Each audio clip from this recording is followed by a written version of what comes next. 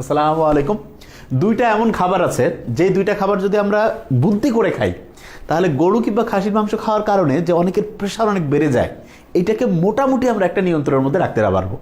তো প্রথম যে জিনিসটা জানা উচিত সেটা হচ্ছে যে অনেকেই বলে যে ভাইয়া হঠাৎ করে গরুর মাংস খাইলাম, দেখা গেল যে কিছুক্ষণ পরেই ঘাড়ের পিছনে ব্যথা করছে, মাথাটা কেমন যেন টন টন করছে, এবং এই প্রবলেমটা অনেকেরই হয়।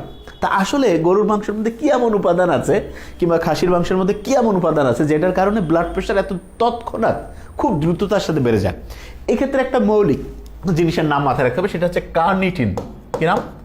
কার্নিটিন। ওকে, ফাইন। এই কার্নিটিন বলে একটা উপাদান আছে। এইটা মূলত করে কি, এই উপাদানটা, এই কার্নিটিনের 4টা টাইপ আছে।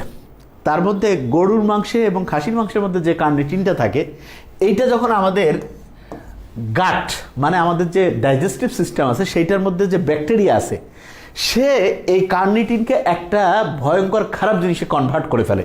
সেটার নাম হচ্ছে কি TMAO। এটা কি?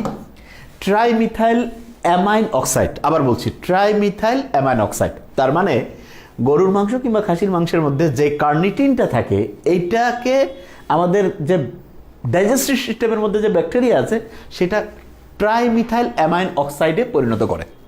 এবং ইন্টারেস্টিং পয়েন্টটা যেটা, ট্রাইমিথাইল অ্যামাইন অক্সাইডের পরিমাণ যত বেশি বেড়ে যাবে তত দেখা যায় রক্তের যে নালীগুলো আছে না, রক্তের নালীগুলো তত সংকুচিত হয়ে যাবে। কী হয়ে যাবে? সংকুচিত হয়ে যাবে। এবং আমরা প্রত্যেকেই জানি রক্তের নালী যখন সংকুচিত হয়ে যায় তখন ব্লাড প্রেশারটা কী হয়ে যায়? বেড়ে যায়। এবং আরেকটা জিনিস আছে, সেটা কি? সেটা হচ্ছে ট্রাইমিথাইল অ্যামাইন অক্সাইড যে আছে, এইটা করে কি, আমাদের দেখা যায় যে কিডনি যে আছে, কিডনির যে কার্যকারিতা সেইটার মধ্যেও একটা খারাপ প্রভাব ফেলে। তার মানে কিডনি ঠিকভাবে আমাদের শরীরের রক্তের চাপ নিয়ন্ত্রণে যতটুকু ভূমিকা রাখার কথা সেইটার মধ্যেও সে প্রবলেম ফিল করে। এখন প্রশ্ন হলো যে আমরা গরুর মাংস খাচ্ছি, খাসির মাংস খাচ্ছি, তাহলে এই কার্নিটিনটা যাতে ট্রাইমিথাইল অ্যামাইন অক্সাইডে ঠিকভাবে পরিণত হতে না পারে, এই জন্য আমাদের কি খাওয়া উচিত? দুইটা খুব জাদুকরী খাবার আছে। সেই দুইটা খাবারের মধ্যে প্রথমটা বলে রাখি, টক দই। আচ্ছা, এই টক দইয়ের মধ্যে আমরা জানি যে বিভিন্ন রকমের ল্যাক্টোব্যাসিলাস থাকে, বিফিডো ব্যাকটেরিয়াম থাকে। তো এগুলোর কাজটা কি? এগুলো মূলত করে কি, ওই যে আমাদের যে ডাইজেস্টিভ সিস্টেমের মধ্যে যে ব্যাকটেরিয়া আছে, যারা দেখা যায় কার্নিটিনকে ওই ট্রাইমিথাইল অ্যামাইন অক্সাইডে পরিণত করে, তাদের সাথে তারা ফাইটিং শুরু করে দেয় যে না, তোমরা এই কার্নিটিনকে ট্রাইমিথাইল অ্যামাইন অক্সাইডে সহজে পরিণত করতে পারবে না। এবং আমরা জানি যে ট্রাইমিথাইল অ্যামাইন অক্সাইড যদি বেশি পরিমাণে তৈরি না হয় তখন অটোমেটিক আমাদের ব্লাডের যে প্রেশারটা সেটা অনেকটা কন্ট্রোল থাকবে। এই কারণে টক দই যদি আমরা খাই তাহলে দেখা যাবে যে ব্লাড প্রেশারটা আল্লাহর মতো অনেক কন্ট্রোল থাকবে। এটা হচ্ছে নাম্বার 1। এখানে বলে রাখি, অনেকে আবার করে কি, দইয়ের মধ্যে চিনি, তারপরে হচ্ছে ওটাকে কি বলে, লবণ দেয়। মোটেও না। কেননা 1 চা চামচ লবণ, 1 চা চামচ যে লবণ আছে, এটা কিন্তু ব্লাড প্রেশার 7 থেকে 10 পয়েন্ট বাড়াই দিতে পারে। এই পয়েন্টটা আমরা হিসাব করি মিলিমিটার অফ মার্কারিতে। কিসে? Millimetre of mercury. তার মানে যে কেউ অবশ্যই প্রত্যেক মানে যার প্রেশারের একটু প্রবলেম আছে, গরুর মাংস খাসির মাংস খাওয়ার আগে পরে তিনি যাতে অবশ্যই টক দই খায়, তাহলে ইনশাল্লাহ প্রেশারটা অনেকটা কন্ট্রোল থাকবে। প্রশ্ন হলো আর দ্বিতীয় কোন উপাদানটা আছে, সেটা হচ্ছে একটা যেটাকে বলে হচ্ছে যে লেবু। আচ্ছা, এই যে লেবু আছে, লেবুর মধ্যে আমরা জানি যে সাইট্রিক অ্যাসিড আছে। কি আছে? Citric acid.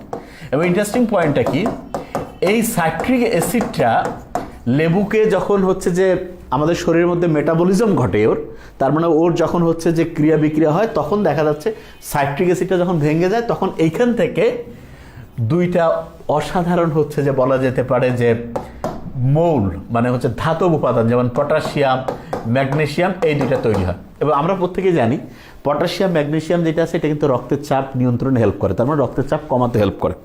এখন কেউ যদি লেবু হচ্ছে যে পারলে কুসুম কুসুম গরম পানিতে যতটুক সে হজম করতে পারে, একটা লেবু, হাফ লেবুর হচ্ছে রস দিয়ে দিল, তারপরে সেটা যদি খেয়ে ফেলে, তাহলে দেখা যাবে যে সাইট্রিক অ্যাসিড সেটা একটা কাজ করবে কি, সাইট্রিক অ্যাসিডটা যখন ওইখানে ভেঙে গেল, পটাশিয়াম, ম্যাগনেসিয়াম এই আয়নগুলো তৈরি হবে এবং এটা একটা ক্ষারীয় মাধ্যম তৈরি করবে। এবং এই ক্ষারীয় মাধ্যমটা খাদ্য হজমে হেল্প করবে।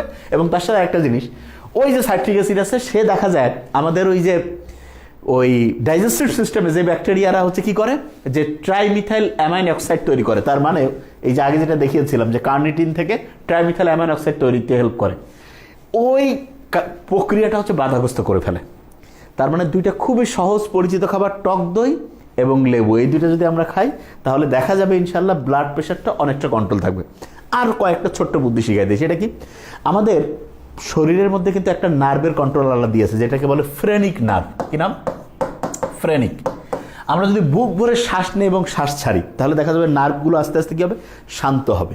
এবং নার্ভ যদি শান্ত হয়, নার্ভের একটা বৈশিষ্ট্য হচ্ছে সে তার পাশেরটাকে, ওইটা তার পাশেরটাকে, এরকম করে লক্ষ লক্ষ কোটি কোটি নার্ভ শান্ত হয়। এবং তখন একটা অসাধারণ জিনিস ঘটে। সেটা কি, আমাদের শরীরে তখন যেটা হয় যে রক্তের যে নালীগুলো আছে, এই রক্তের নালীগুলো প্রসারিত হয়ে যায়।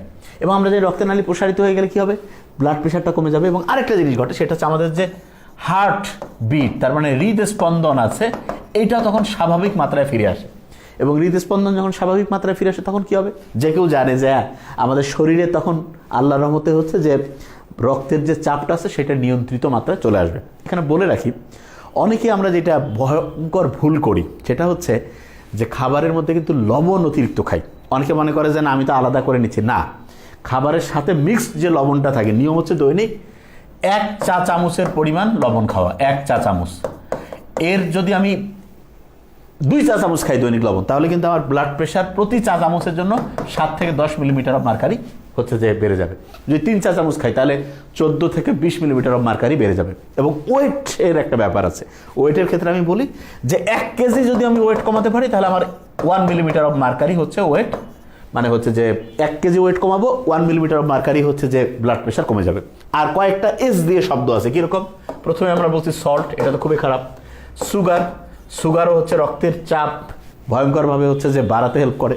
এরপরে যেটা রয়েছে স্ট্রেস, টেনশন কমানোর জন্য কী করলাম? বুক ভরে শ্বাস নেওয়া ছাড়া। এটা যখনই পারি করবো, ইনশাআল্লাহ দেখবো যে ব্লাড প্রেশার অনেক কন্ট্রোল হবে। তারপরে যেটা হচ্ছে স্যাচুরেটেড ফ্যাট। স্যাচুরেটেড মানে হচ্ছে ওই যে আমি যে একটু আগে বললাম না, গরু খাসির মধ্যে যে চর্বিটা থাকে, এইটা সম্পৃক্ত চর্বি। তার মানে গরু খাসি দিয়ে খাওয়ার পরে দেখা যায় না, হাতগুলো হচ্ছে ধুইতে গেলে চর্বি লেগে থাকে, কিন্তু মাছ দিয়ে যদি ভাত খাই, মুরগি দিয়ে, তখন কিন্তু চর্বিটা লেগে থাকে না। ওইটা আনস্যাচুরেটেড। আর এটা কি? স্যাচুরেটেড। এটা হয় কি, রক্তের নালীতে এলডিএল এর পরিমাণটা বাড়ায় দেয়। এবং এলডিএল যখন বাড়ায় যায়, তখন হচ্ছে অ্যাথেরোস্ক্লেরোসিস। তার মানে রক্তের নালীগুলো হচ্ছে বলা যেতে পারে কোলেস্টেরল জমে হচ্ছে রাস্তাঘাট হচ্ছে যে ওই যে ওটাকে বলে ট্রাফিক জ্যামের মতো হয়ে গেছে। তখন রক্ত ঠিকভাবে যাতায়াত করতে পারে না, ব্লাড প্রেশার বেড়ে যায়। আর একটা খুব ভয়ঙ্কর জিনিস আছে, সেটা হচ্ছে স্মোকিং। যারা স্মোকিং করে তাদের কোনোটাতে কোনো কাজ হবে না। এটা হচ্ছে সবচেয়ে খারাপ শয়তানি কাজ। এবং আমরা জানি অপচয়কারী শয়তানের ভাই, এটা তো একেবারেই বাদ দিতে হবে। এবং সবাইকে বলবো যে পরিমিত খাওয়া তো সবচেয়ে ভালো। তারপরও যদি দেখা যাচ্ছে আনন্দের কারণে খেয়ে ফেলছি, তখন এই কৌশলগুলো, তার মানে টক দই, লেবু, বুক ভরে শ্বাস নেওয়া ছাড়া, এবং মোস্ট ইম্পর্টেন্ট যেটা, সেটা হচ্ছে যে অবশ্যই স্মোকিং ত্যাগ করব এবং ঠিকভাবে ঘুমানোর চেষ্টা করব। Thank you so much. আসসালামু আলাইকুম।